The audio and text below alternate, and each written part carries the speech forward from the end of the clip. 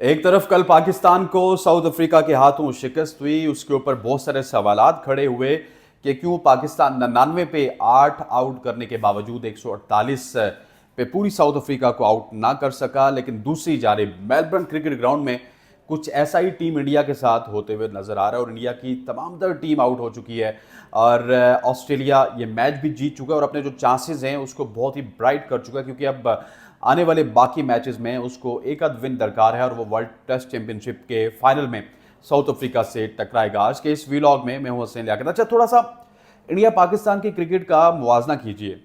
वैसे आप बहुत सारे लोग मेरा थंबनेल देख के इस वक्त परेशान होंगे कि मैंने ये क्यों कह दिया कि विराट कोहली और रोहित शर्मा से जान छुड़ाइए। मैं अक्सर अपने व्लॉग्स में पाकिस्तान में भी ये बात करता हूँ कि हमें किसी तरह से या तो बाबर आजम से, क्योंकि बाबर आजम तो काफ़ी अर्ली स्टेज पे है, रिजवान से जान छुड़ानी होगी अगर वो इसी तरह से परफॉर्म करते रहे। आप देखिए कि इस वक्त जो इंडियन क्रिकेट के एसेट थे रोहित शर्मा और विराट कोहली, वो इस वक्त उनके लिए लाइबिलिटी बनते जा रहे हैं। और इसी तरह से पाकिस्तान क्रिकेट की बात की जाए तो यहाँ पे बाबर आजम और मोहम्मद रिजवान इस वक्त लाइबिलिटी बनते हुए नजर आ रहे हैं। अगर इंडियन क्रिकेट की बात करें, रोहित शर्मा ने, विराट कोहली ने उनको बहुत कुछ दिया, बहुत सारे मौके ऐसे पैदा किए इंडियन क्रिकेट के लिए कि वो काफ़ी यादगार हैं। 2024 का वर्ल्ड कप आपके सामने है, लेकिन अब उनकी बात नहीं बन रही। अब जो सीनियर प्रोज हैं वो परफॉर्म नहीं कर रहे। जायसवाल की जानिब से रन आए, इसके अलावा रोहित शर्मा एक बार फिर फेल हुए, विराट कोहली फेल हुए, ऋषभ पंत फेल हुए। लेकिन अगेन ये ना जायसवाल की गलती है, ना पंत की गलती है, ना केएल राहुल की गलती है।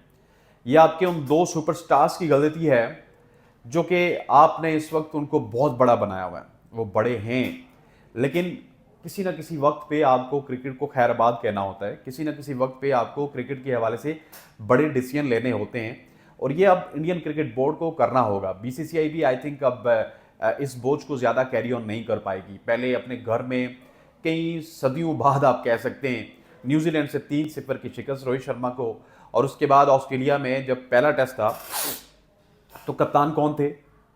कौन थे? बुमराह। बुमराह कप्तान थे, उन्होंने रिजल्ट प्रोड्यूस किया इंडिया के हक में। केएल राहुल हमें चलते हुए नजर आए, शुभमन गिल चलते हुए नजर आए, जायसवाल चलते हुए नजर आए, आपकी बैटिंग चलती हुई नजर आई, आपकी बॉलिंग चलती हुई नजर आई। लेकिन द मूवमेंट रोहित शर्मा आए, सबसे पहले तो उन्होंने टेस्ट मैच हारा, उसके बाद ड्रॉ किया और फिर आज वाला टेस्ट मैच भी वो हार गए। यूं ऑस्ट्रेलिया को एक फैसला कुन बर्तरी हासिल है 2-1 की।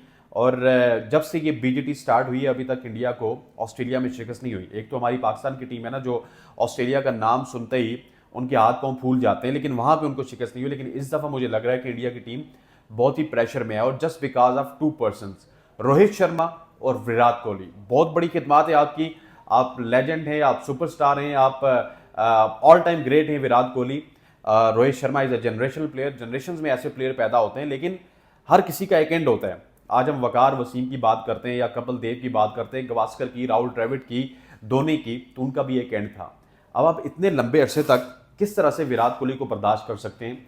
और आपकी जो ब्रांड वैल्यू है वो कम हो रही है, उसके अलावा आपकी जो क्रिकेट है वो आपके हाथ से जा रही है। वर्ल्ड टेस्ट चैंपियनशिप के लिए इंडिया को फेवरेट समझा जा रहा था, लेकिन खराब कप्तानी रोहित शर्मा की जानिब से इस वक्त इंडिया को ले डूबी है। आप अगर रोहित शर्मा को बैठा देते, कंटिन्यू करते with your new captain Bumrah, तो मेरा ख्याल है कि पहला टेस्ट मैच उन्होंने जितवा दिया था, वो और भी अच्छी स्ट्रेटेजी के साथ आते और अगले 2 टेस्ट मैचेस में भी आपको जीत हो जाती। लेकिन ये जो बर्डन है, ये जो आपके ऊपर इस वक्त कर्ज है, जो आपकी लाइबिलिटी बन चुकी है, रोहित शर्मा और विराट कोहली, इनको आपने बहुत बड़ा बनाया हुआ है, इनसे आपको जान छुड़ानी होगी। जिस तरह पाकिस्तान में बाबर आजम और रिजवान की बहुत खिदमत हैं। हमने इंडिया को कभी विश्व कप, जिसको वर्ल्ड कप कहते हैं, उसमें नहीं हराया था, उन्होंने तो 152 पे 0 मारा। फिर यही बाबर मौजूद थे 2017 की चैंपियंस ट्रॉफी में, जिसमें हमने इंडिया को हराया। बहुत सारी खिदमत हैं, लेकिन उन खिदमत के बावजूद हम भी उनसे कप्तानी ले चुके हैं, उनसे 1-2 टेस्ट मैचेस ले चुके हैं और हम, मेरा ख्याल है कि राइट डायरेक्शन पे जा रहे हैं। हमें ये रियलाइज़ हो चुका है कि बाबर आजम अगर 1-2 दफ़ा और फेल होते हैं तो फिर उनको हम कहेंगे टाटा बाय बाय। लेकिन बाबर और विराट में फ़र्क है। विराट की उम्र है 37 साल, 36-37 साल, बाबर की उम्र अभी 30-31 साल। सो 30-31 साल अभी भी बाबर के पास कमबैक करने का मौका है। लेकिन विराट क्या करेंगे, रोहित शर्मा क्या करेंगे, इनके हवाले से बीसीसीआई को अब फैसला करना होगा। और एक आखिर में यहाँ पे बात करना चाहूँगा जाते जाते, कल हरभजन सिंह साहब ने कहा कि हम जानबूझ के हारे हैं साउथ अफ्रीका से। हरभजन सिंह साहब, ये क्रिकेट है, इसका आप इस तरह से मजाक ना उड़ाया करें। आपको सरहद के उस पार भी सीरियस लिया जाता है, सरहद के इस पार भी सीरियस लिया जाता है, क्योंकि आपने हायर लेवल पे अपने मुल्क के लिए क्रिकेट खेली है। अगर आपने कहा, तो हमने तो वैसे माना नहीं, अगर मान भी लिया जाए कि पाकिस्तान अगर जानबूझ के साउथ अफ्रीका से हारा to minimize the chances of India, so India भी फिर जानबूझ के हारा क्या? ये टेस्ट क्रिकेट है। एक लम्हे ऐसा लग रहा था जब पंट और जायसवाल विकेट पे मौजूद थे कि शायद ये सर्वाइव कर जाएंगे, लेकिन द मोमेंट पंट आउट हुए, फिर जडेजा, फिर आपके वो जो प्लेयर चले थे नीतीश कुमार रेड्डी, फिर जायसवाल, और इसी तरह करते करते वशिंडर सुंदर, सारे ही आपके आउट हो गए। सो टेस्ट क्रिकेट है, क्रिकेट में इस तरह नहीं होता कि आप किसी को हरवा दें, किसी को जितवा दें।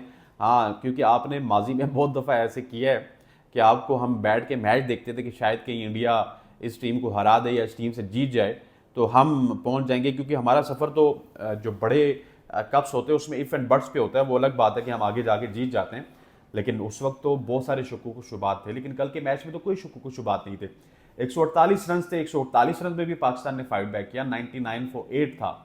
वो अलग बात है कि कुछ गलती होती है एट टाइम्स, वो गलतियाँ जानबूझ के नहीं होती। जहाँ पे आमिर जमाल को लगाया गया था, उससे पहले अगर रबादा के खिलाफ खुरम शहजाद को लगाया जाता तो हो सकता है वो रबादा को आउट कर सकते थे, क्योंकि जिस तरह की बॉलिंग उन्होंने डिजोजी के खिलाफ की थी, रिकल्टन को की थी, वो रबादा को आउट कर सकते थे। कुछ गलतियाँ हुई हैं।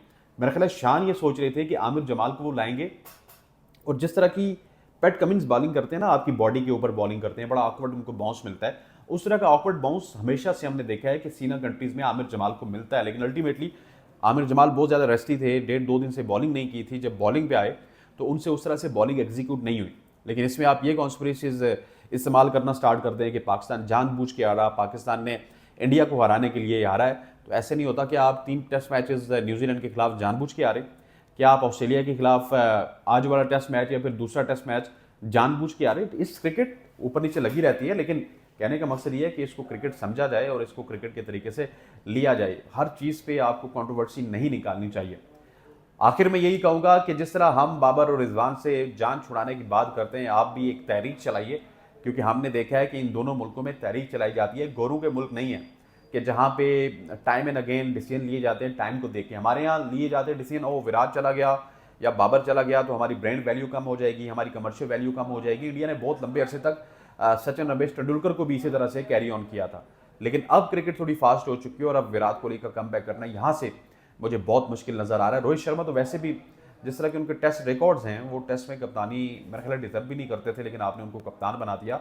वो ओडीआई के अच्छे प्लेयर हैं, वो टी20 के अच्छे प्लेयर हैं। टेस्ट में पूरे कैरियर में अभी तक उन्होंने 4000 रन बनाए, कभी टेस्ट खेलते हैं कभी नहीं खेलते। तो इस हवाले से अब बीसीसीआई को, इंडियन क्रिकेट बोर्ड को सोचना होगा, और इंडियन फैंस तो मेरा ख्याल है कि सोच चुके हैं। That's all from my side. अस्सलाम वालेकुम।